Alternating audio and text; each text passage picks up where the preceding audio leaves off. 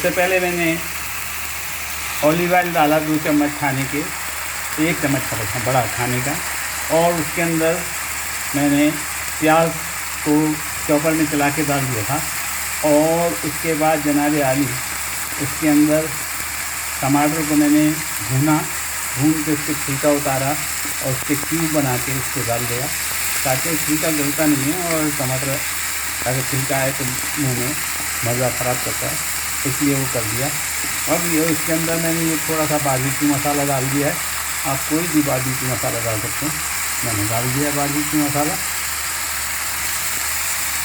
अब थोड़ी सी chicken spread barbecue डाल दी मैंने और इसको पकाते रहें।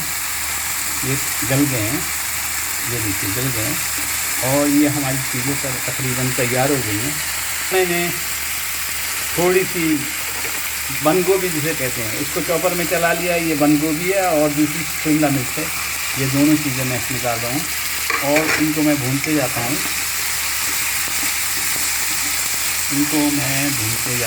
ये मैंने इनको भून लिया इसके अंदर, ताकि थोड़ा याद रहे टमाटर और शिमला मिर्च दोनों को मैंने आग के ऊपर भूना था और उसका छिलके उतार दिया था और उसके बाद क्यूब बनाए थे। अब मैं उसके अंदर थोड़ी सी गाजर थोड़ी सी डालूँगा, बाकी ऊपर सजाने के लिए कच्ची गाजर रखूँगा, ये गाजर डाल दी मैंने। बच्चा तो भाई ज़्यादा जगह था, क्लिक कर दिया था, खाने में तो इसलिए होता है, मैं क्या करूँ। हाँ जी, यहाँ तक मैं हो चुका हमारा मामला सेट।